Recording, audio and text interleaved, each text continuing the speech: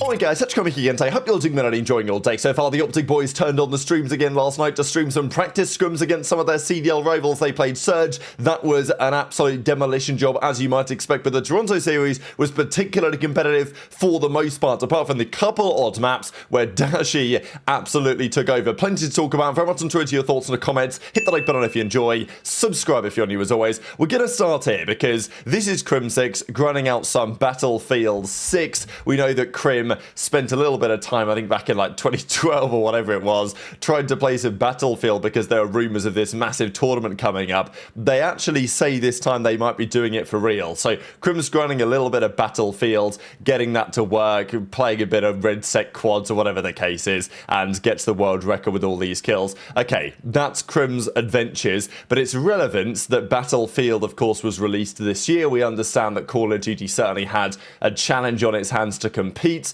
That pushed Treyarch in a couple of different directions, but clearly, as we understand, the sales of Black Ops 7 have not been especially good. Now, this is probably for a number of reasons, but Call of Duty actually put out this statement last night, and they say the following: thanks for the feedback. Black Ops 7, we set our sights to deliver a spiritual successor to BO2. The studios have poured everything into that. But just the fact that they're making this statement shows that it's not all sunshine and rainbows at the Call of Duty franchise. They say you'll have the opportunity to play it for free. They're doing a free trial along with the double XP weekends. So I think that kind of speaks for itself in terms of trying to get some of the sales up, really. They're committed to the seasonal support. But this is an interesting one. Our strategy going forward is changing. We will no longer do back-to-back releases of Modern Warfare or Black Ops games. The reasons are many, but the main one is to ensure we provide an absolutely unique experience each and every year. We will drive innovation that is meaningful and incremental and all that type of stuff. So yeah, very interesting.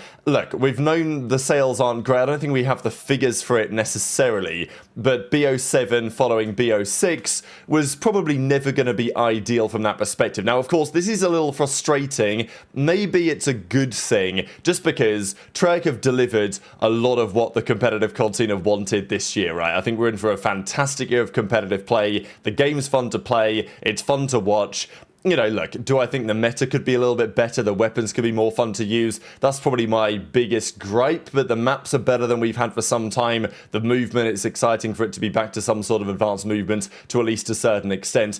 Treyarch, clearly, this was their main vision, really, for what they wanted to do with BO6, BO7, in the same way that Modern Warfare 3 was clearly a better game, pretty much everyone would say, than Modern Warfare 2.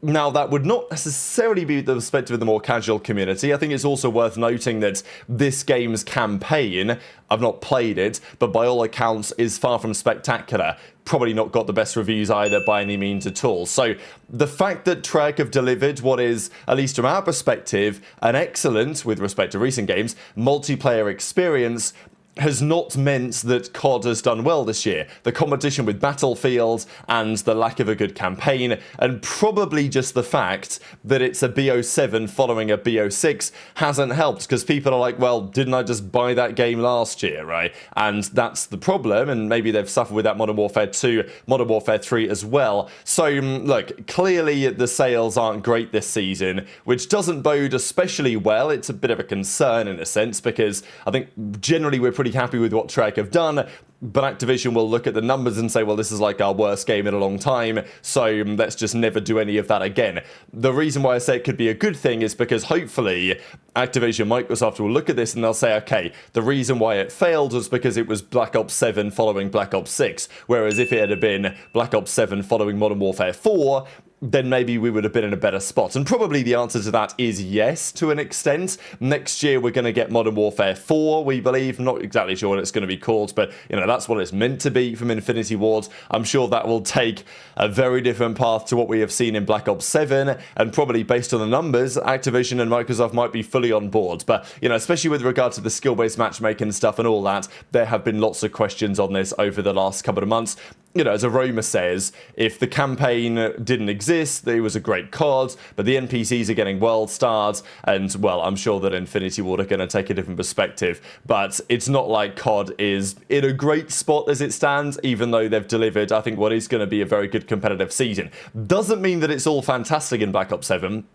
there are a couple of issues. Wanted to share what JP had to say, and also Dashy on a couple of problems in the game as it stands. There's a glitch in Overload Overtime. Now, first of all, Overload Overtime, just full stop, probably needs to change. The fact that it turns into a 4v4 search and destroy round, I just don't think is the best way to conclude the round, especially when there's a couple of glitches in terms of people spawning up. The guy who's carrying the device can't even drop it right now, and he's got a pistol in hand, and he's got to play a 4v4 where they know where he is. Not ideal in terms of a disadvantage of actually holding the ball, but this is even worse with this permanent UAV that JP is talking about. There's also this glitch in the first round of S&D when, well, as Scrap says, you wait and lose the round. It's a checkout, has to be fixed in the next couple of games. We've got 28 days to fix the game. Let's fix the game, he says. So, yeah, it's not like things are moving rapidly. Treyarch have made some changes, of course, but there are some problems that definitely the pros would like to see fixed.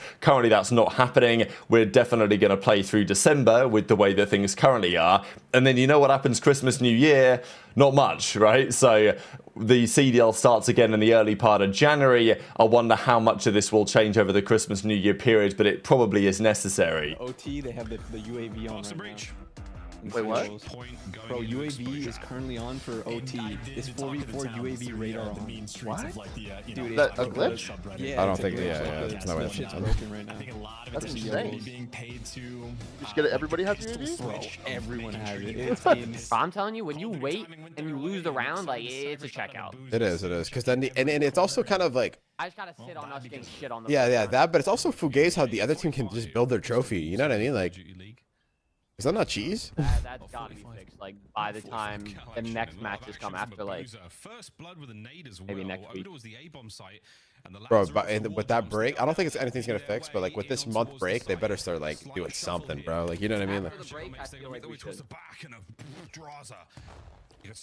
after that month break, bro, we got 28 days to fix the game. Let's fix the game. Now, Shotzzy turns the stream on again for some practice. Thought this is just brilliant that OpTic stream and practice every so often. The other teams don't really do much of it at all. Shotzzy's opinion is, look, yeah, we're the best team in the game. People are going to be looking at what we're doing right now, but that does not necessarily mean that you can replicate what we are doing right now. So Shotzzy says scrims against Toronto and Vancouver, and they play a couple of very interesting scrim sets at that. This was the most notable map in many respects because it is not every day you see a pro player calling a swarm in a lobby against other professionals. But Dashy was on a 9 streak, then he gets on a 10 streak in a second. Obviously, there was some serious objective work during the rounds as well. And Dashy, as a result of this, picks up a swarm. I don't think it's called a swarm in this game, whatever it's called. It's effectively the biggest kill streak, right, that we have. Now, I'm pretty sure this is banned in competitive play.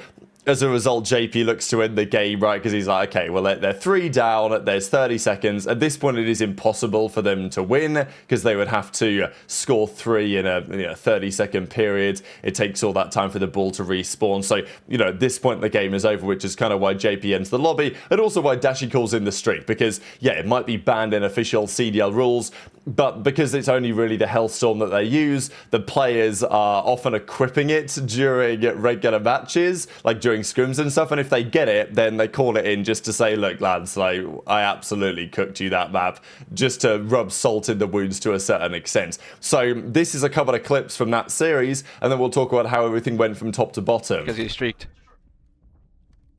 Guarantee gens here. Really good job. Perfect play by Brennan. He's on a 9 or 2.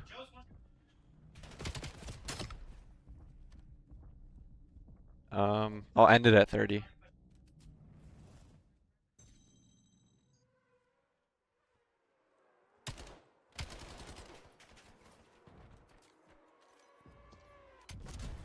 He has a storm?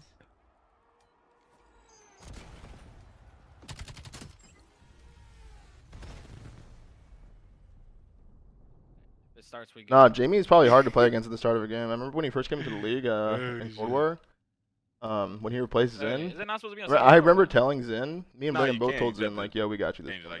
Change the settings. We got ran. That kid had like a 1.8. It won't let you start. It's just not starting, bro. I'm spamming my A. And it was only because That motherfucker has like a whole bunch of like one and done Yo, spots. yo. Like we noticed it a bunch when we were watching Bird theater said after. no Like hard we were like, point why on is this kid like second. shitting on us? Getting We looked, he's like controlled. playing weird little off angles. He has like an off angle finish. I just gotta change these settings up. But now it's starting. Probably has a bunch of Bro, off if it angle starts finishes with right these now. rules that I have on right now, I'm The early part of the matchup here was pretty interesting. OpTic were playing Toronto, of course. It was 2-2 early doors. There was only one map really, which was an absolute slammage. That was the Den, 250-61. Interestingly enough, both times they played Den on the day, they won it 250-61. So definitely a map that's looking good for OpTic right now. They played a Scar. That was a close one. Toronto took the victory there. So yeah, the Den was a 250-61 outlier. The other maps, though, were competitive. This was the Exposure, 250-236, and at the end of the series, it was actually Toronto that got the win. So they played 7 maps. They did not play, of course, Black Hearts because it's still unavailable, so they just played the map pool as it presently stands. Obviously a good map for OpTic, but it's difficult to know where Toronto really are because we don't see much of their practice. We do more so of OpTic, and Toronto only played 1 game last weekend, but there's more to come, and we'll discuss them a little more in a second. So yeah, the Scar, Exposure, both very competitive. The Colossus was a 250-193 to Toronto. The Den, as I say, was that near enough 60-point club for OpTic. The Overload, we saw the Den was a 6-3. Dashy calls in the Swarm. Exposure and Scar were a 3-2, very hard-fought game to Toronto. So that was that series, and we'll discuss a little more on Toronto in a second. Just before we get there, they, of course, did also go on to then play the Vancouver Surge, considered by many to be the weakest team in the game right now. They obviously have a lot of work to do. OpTic, though, are considered to be the strongest team in the game. But you can just see that the difference in class, really, that OpTic played Toronto and it was a close series. They play Surge, 250-178 on the Scar, 250-61 again on the Den. I mean, there's a couple of miscellaneous screenshots here. This was one on the Colossus, 250-66. Mercules goes 38 in 14. Yeah, it was eliminations. Of course, some people are going to look at the numbers on the right-hand side, who's top of the leaderboard, who's bottom of the leaderboard for the Surge team, because obviously a lot of it is about Legends making the switch and making that work. He had a rough time here on the Scar Overload. Dashy was 41 in 13. They win the Overload on the Scar 8-0 in the end. The Mercy rule comes in. So, yeah, the Overload wasn't pretty. The hardpoints weren't especially pretty. Clearly a lot of work for Surge to do. They'll need to improve pretty radically, just because we saw last season the Ravens, for example. Not to say that that's the same in many ways, but the point is that Ravens were not good at the end of last season, but they made it to the World Championship because they had a very good stage 1, right? They were second in the minor, they were like top 4 at the major, they won a load of online matches, they were winning everything in game 5. And that scored them a lot of points, such points that at the end of the season they still made it to champs anyway, even though they were not the 8th best team in the league, Ravens, at the end of last season.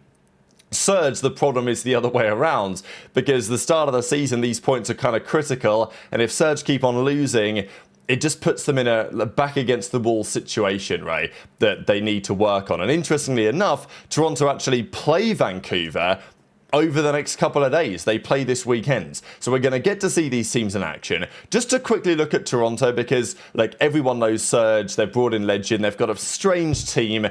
It's going to take some time to get good, even if they ever can, right? So that's understood. The question for Toronto is, how good is this team right now, or could potentially be? Going into this season, this team is unanimously top 5. I don't think anyone is going to say that Toronto are lower than that. The question was, were they higher than 5th? Should they have been considered 4th or even 3rd? Maybe 2nd would have been a little bit of a push. But the point is that Toronto should be very good, right? Like, it should be an excellent team on paper. Insight has looked pretty good, you know, up and down maybe in some of the scrims yesterday, but I think that he's still got some life in the tank just yet. And CleanX, of course, he's moving to the flex. It's all rather strange, but, you know, historically, I don't hate that idea, right? Put an SMG on the flex. It certainly tends to be better than doing the other way around. JoeDeceives is and will continue to be phenomenal, and ReeaL was excellent last year and should round out this team relatively well. So, you know, on paper, this team is pretty damn good. Of course, they've only played 1 game so far against the Heretics. They got the win there, 3-2. these are their upcoming games. So they play Surge, which should be a win. They play Ravens, which should be a win. Their other games, though, are very interesting because they play all of the other top contenders. If OpTic are number 1 and Toronto are somewhere between 2nd and 5th, I mean, most people would put them to the lower half of that, but we'll see, won't we? Because they play FaZe, they play Thieves, and then they play Gentlemates. I think Toronto will be a force this season. I think they will definitely be relevant. I'd be very surprised if they lost all of those 3 series to those 3 respective teams. So we'll see how Toronto get on. Maybe a team that could only get better over time as well. I could definitely see them being a force. I'd be pretty surprised if Toronto are not in a finals of a major. Like, I think given there's 4 majors, Champs, EWC, 6 events, I think maybe Toronto won't win one, but I'd be surprised if they don't make it to one finals this season. And obviously if you make a finals, who knows what can happen from there. But very much into your thoughts on all of this stuff in the comments. Hit the like button if you enjoyed, subscribe if you're new, take care, and I'll see you next time.